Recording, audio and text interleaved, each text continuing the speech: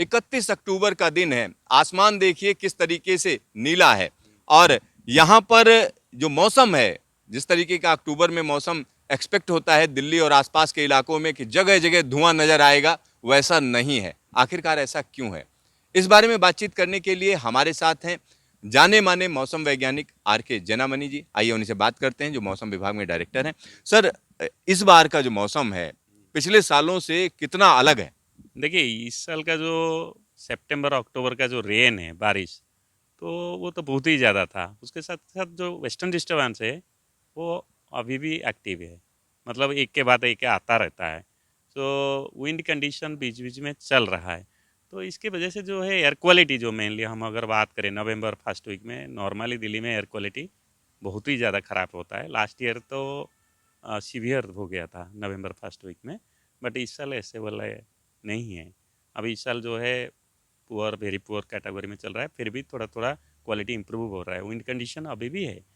हाँ, 2-3 तारीख को एक वेस्टर्न डिस्टर्बेंस आ रहा है, एक बहुत वीक वेस्टर्न डिस्टर्बेंस है।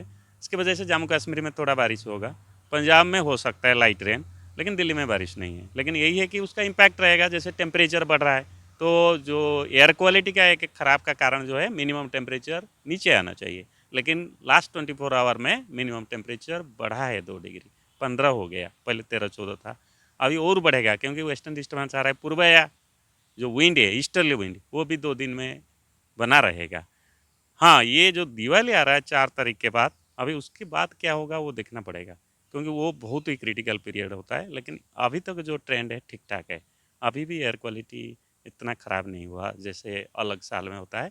और मैं मानता हूँ कि इस साल का जो लॉन्ग मानसून स्पेल है, रिकॉर्ड ब्रेकिंग रेन है, तो बहुत सारा जो पॉल्यूशन था उसको धो डाला। तो टाइम लगेगा। अभी ये देखना है कि विंड लंबा टाइम अगर काम क्वाइट रहता है देन कुछ हो सकता है। लेकिन अभी तक जो दिए 2 दिन तक जो है वेरी पुअर कैटेगरी में रहेगा। इतना कुछ ज़्यादा खराब नहीं होगा।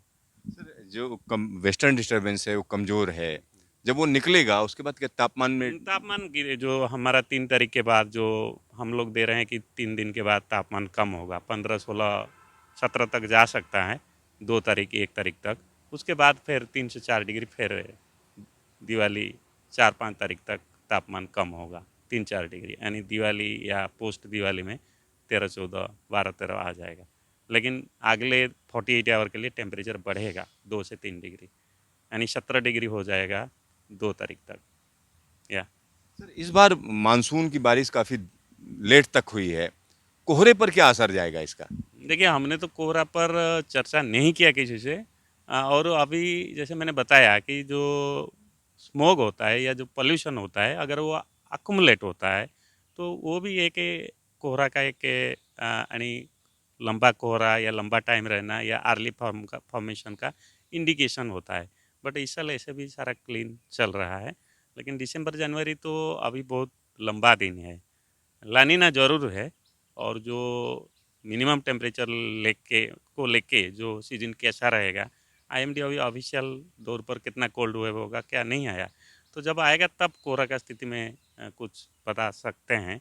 लेकिन अभी तक तो मुश्किल है। सर, जैसे आपने कहा कि लानीना कंडीशन प्रिवेल कर गई हैं, तो हमारे दर्शकों को जरा समझाइए लानीना होता क्या है सर? बहुत से लोग पूछ रहे हैं लानीना क्या है, तो हम आपसे जानना चाहते हैं लानीना क्या है और भारत के मौसम पर किस तरीके का असर पड़ेगा? देखिए, ये हमारा जो इक्वेटर है, चाहे प्रशांत महासागर हो, भारत महासागर हो, इसकी जो इक्वेटर होता है, तो हमारा जो पूर्व प्रशांत महासागर है, eastern equatorial Pacific, Peru coast माना जाता है।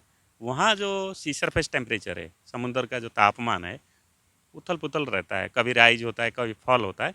लेकिन उसका एक साइकिल होता है, 2 से 5 साल कुछ होता है। 2 साल या 2-3 साल गर्म रहेगा, 2-3 साल ठंडा रहेगा। तो ये अभी जो पीरियड चल रहा है, ये मानसून का जो सितंबर अक्टूबर से ठंड टेम्परेचर शुरू हुआ है, 0.8 या 0.9 जो है लॉन्ग टर्म एवरेज से बिलो नॉर्मल है। तो ये कि और ठंड रहेगा। मतलब जो तापमान है, जो पूर्व प्रशांत महासागर पेरू कोस्ट, वो ऐसे ही कम तापमान रिकॉर्ड किया जाएगा।